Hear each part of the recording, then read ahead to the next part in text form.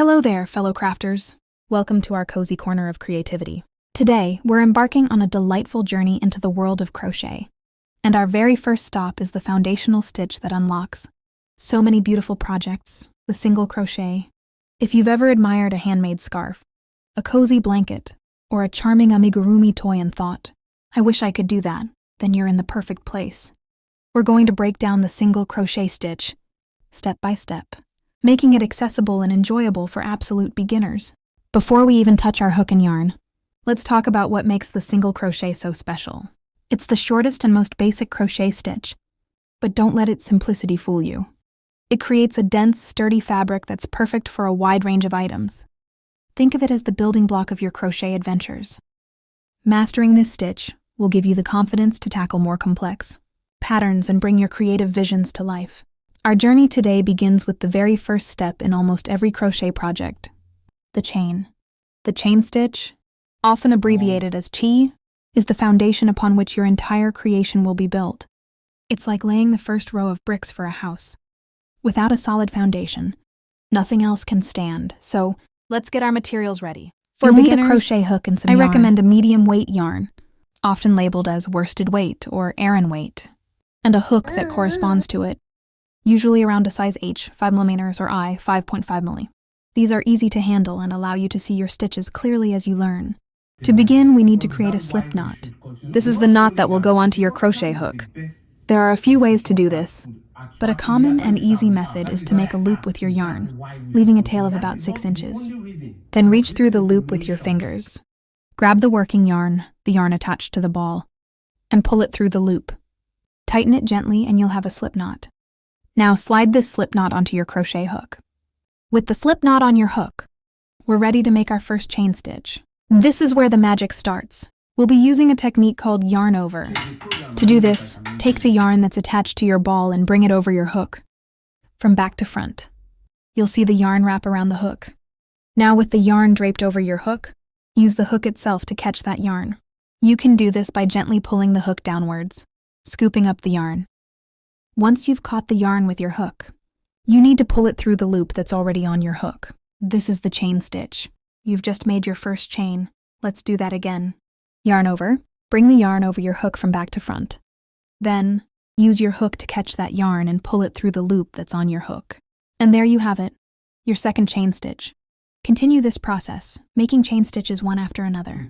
As you make each chain, you'll notice a series of V shapes forming. These are your individual chain stitches. Try to keep your tension consistent. This means not pulling the yarn too tight, which would make it difficult to insert your hook into the stitches later, and not leaving it too loose, which would create a floppy fabric.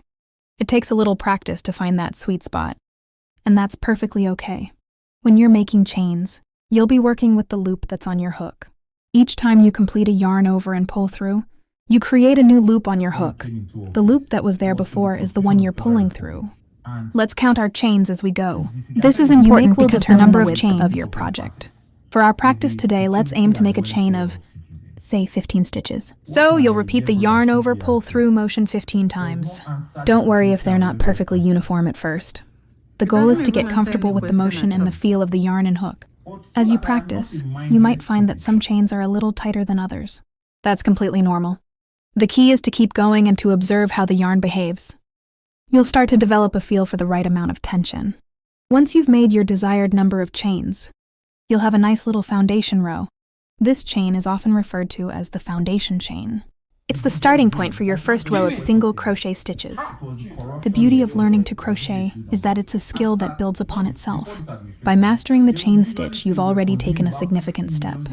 You've learned how to manipulate the yarn and hook to create a fundamental element of crochet. Remember, every expert crocheter started exactly where you are right now. They practiced their chains, they learned their stitches, and they persevered. So, be patient with yourself. Enjoy the process, and celebrate each small victory. The feeling of accomplishment when you create something with your own hands is truly rewarding. We've now successfully created our foundation chain. This is the essential first step before we can even think about making our first single crochet stitch. Take a moment to admire your work. You've made a series of connected loops, and this is the base for everything that will follow. Thank you so much for joining me today for this introduction to the chain stitch. The very first step in learning single crochet. It's a simple stitch, but it's incredibly powerful. Keep practicing your chains. And in our next session, we'll move on to actually making those single crochet stitches into this beautiful chain you've created. Happy crocheting, and I can't wait to see you again soon.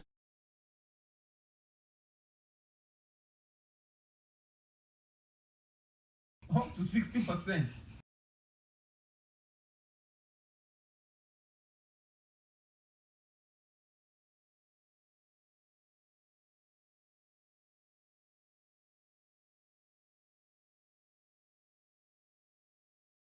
They will remove it blanketly, ignoring the fact that just removing it affects the poor man that you have sworn, taking an oath to protect their security.